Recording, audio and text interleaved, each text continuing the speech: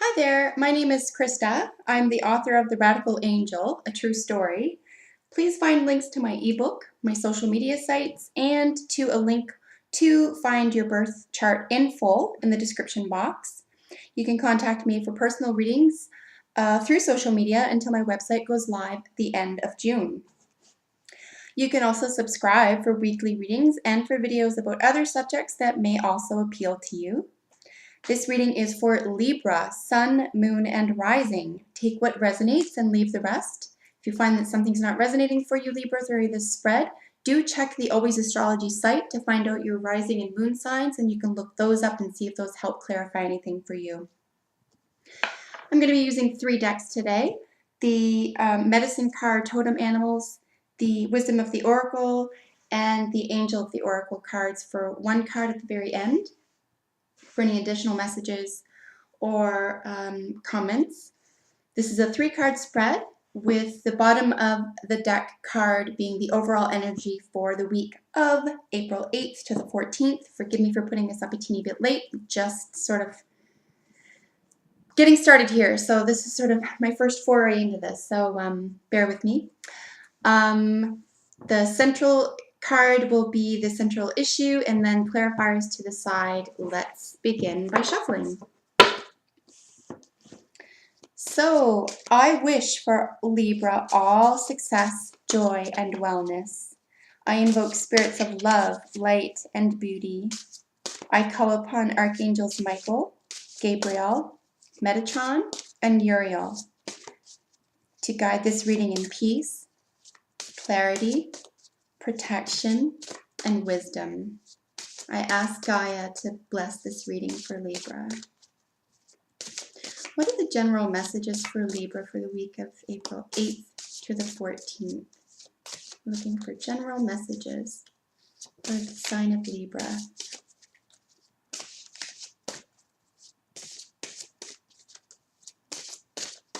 You might want to Google Taurus in retrograde, by the way, Libra, just to see how that's affecting your sign now through to May 3rd, I believe. It goes direct. So Taurus is in retrograde, so possessions, appearances, that type of thing. You might be taking a greater look at them or examining them in detail in your own life.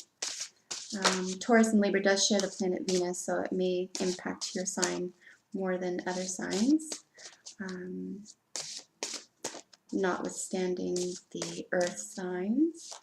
So we're looking for general messages for Libra for the week of April 8th to April 14th. General messages for Libra for the 8th to the 14th. General messages for Libra.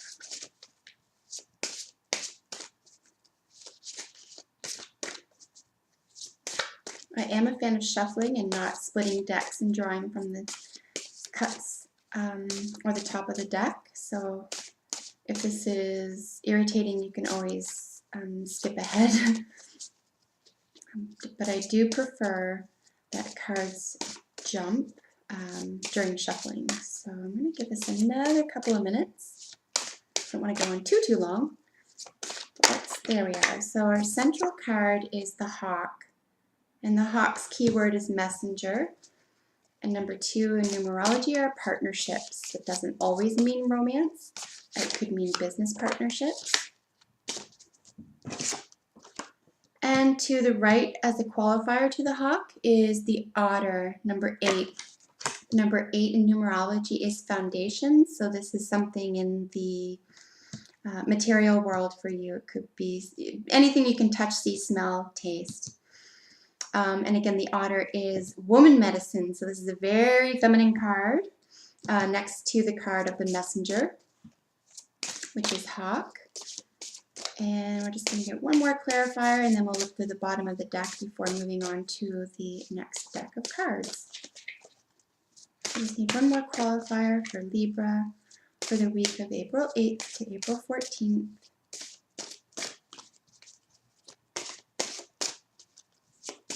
This could just mean something as simple as being in touch with many, many females or feminine interests over the next week, Libra. And here we have it. Clarifier to the left is the mouse, number 20. The mouse, its keyword is scrutiny. So you could be examining something up close, and we're going to find out if that's working for you or not. And then the overall energy to the top of the deck card here is Eagle. And its keyword is spirit, and its number is 1. So this is you. This is something within you, about you, and profoundly relating to you. This isn't, outside energy. This is to be found within, something you're in control of. So let's do the same with the Wisdom of the Oracle. We're looking for a central issue and then 2 qualifiers. You might even be feeling on top of the world here, Libra, about something you've made a decision about, something you're in charge of. Number 1 always means something that you've directly had a hand in. It's not accident, it's not happenstance, it's not someone doing it for you. This is something that you've done for yourself. A couple of cards jumped out, so I'm going to wait until 1 comes out. And if we're shuffling too long, I'll take 2s. So let's look for a central issue for Libra for the week of April 8th to 14th.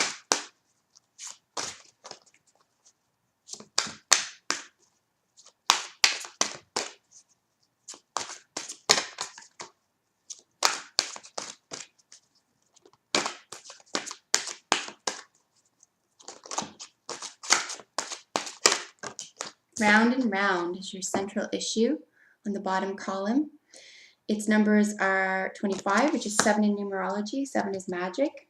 This is something that you may find is happening to you despite all your efforts, and it feels like it's something outside yourself, but it's saying as under the influence of 7 that it's something that you are actually manifesting through habits and patterns, ideologies and belief systems, and that you can stop at any time if you're not enjoying the round and round. And we'll see what the clarifiers are to see if this is a positive round and round for you. You might even be going back to something.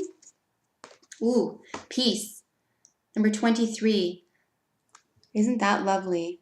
And it's literally, that is literally a dove with an olive branch. And 2 times 3 is 6, so this is a very spiritual number. Some people would add that and say, well, it's just 5. It's just a foundational number. No.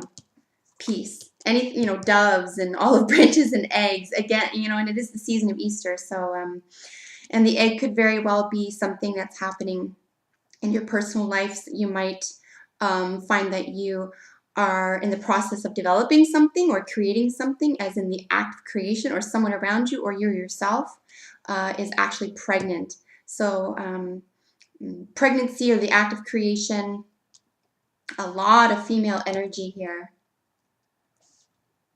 with the eggs and the woman medicine, which is the strongest, most feminine card here in that deck.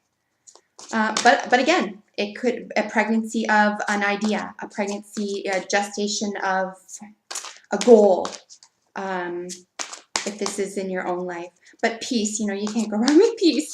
And not too surprising for my dear Libras, it's the sign of the scales. You're either looking for peace, or you're developing peace, or creating it, or getting back to it. So, enjoy that level of peace in your life. You deserve it.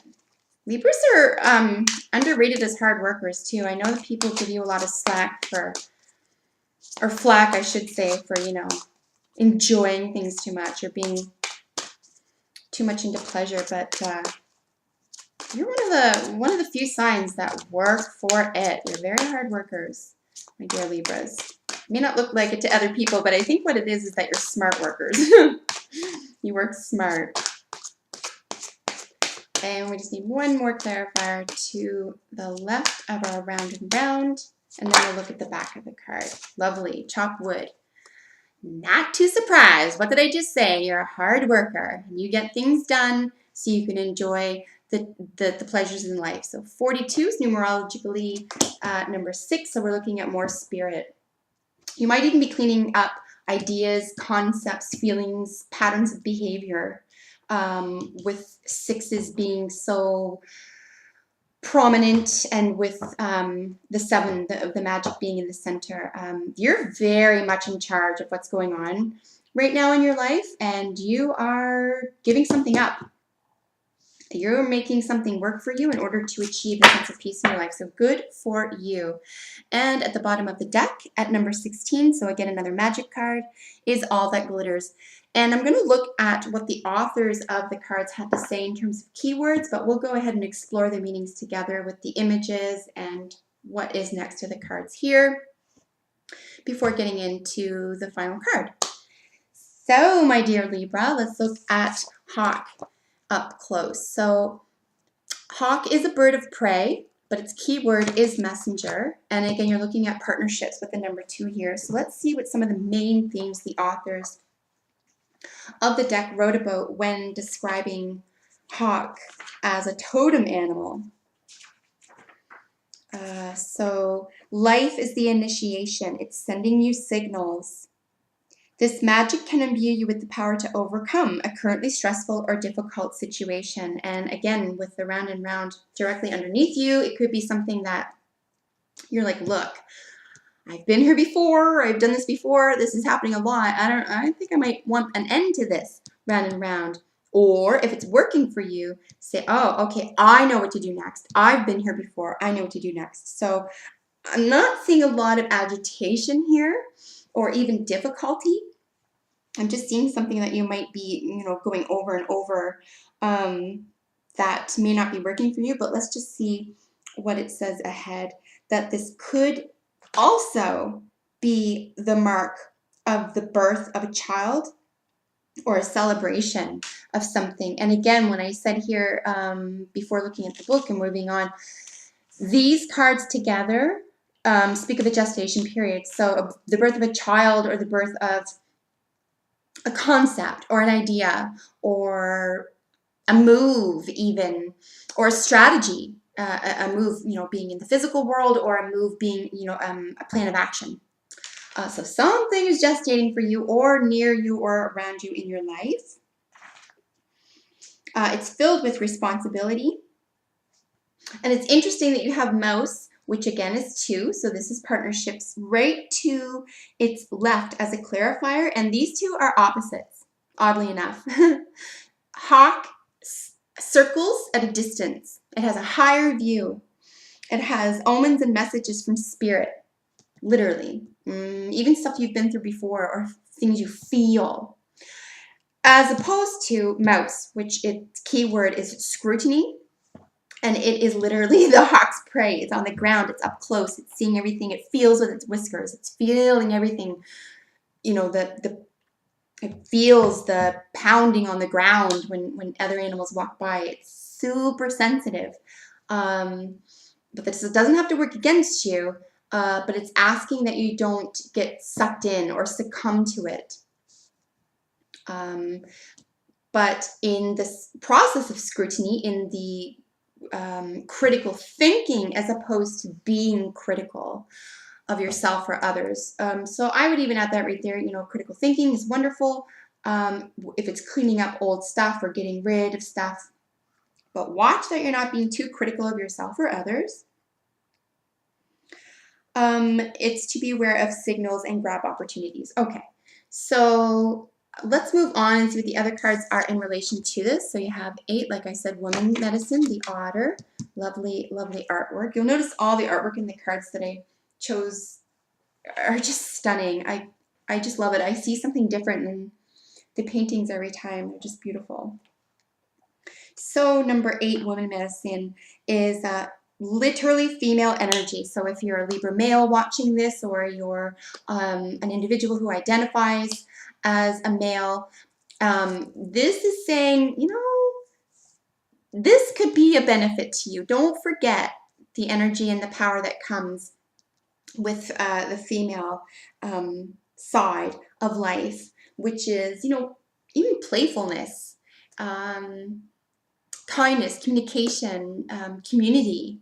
This is about building bridges again. With the overall concept here really is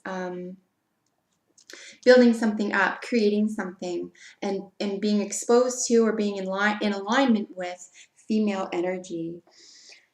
We're looking at talking to, having relationships with, and being the type of woman who isn't petty. Okay, so that can be petty in business or relationships, partnerships, money, whatever it is that you could be petty about. It's saying, nope, this is not inherent to you. This is something that was taught to you to be petty or to be jealous or what have you. And you are more at peace and willing and able to shift that message into graciousness, or to let it go, or to say, you know what, that is petty. I'm not going to be that person. So its final message is to tell you to become the playful child, let things unfold. So if you have a gestation period with an idea, a concept, a plan, don't scrutinize it to death. It looks like you've already done the hard work. Now is the time to let it unfold. So let's look a little bit more closely at most, just some keywords that the author wrote about for our lovely little critter here. You can even see he's got little whiskers that feel everything. This is a very sensitive card. Again, not necessarily negative. Nothing is negative, nothing is positive on its own. It's how it's used. So scrutiny, I will touch everything with my whiskers. Be mindful of hoarding and categorizing so that you're not holding on to it for the sake of holding on. That the scrutiny and the compartmentalization is about order and is about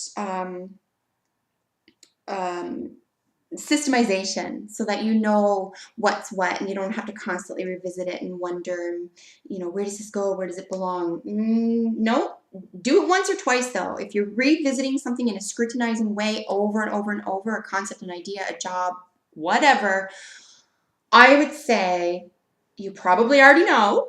Deep down within, follow your gut and stop looking for the difficult path. So the general energy for the week for the top row is eagle, as I said, which its keyword is spirit. And again, this is something that is strictly belonging to you, for you, about you. No one else is in charge of it but you.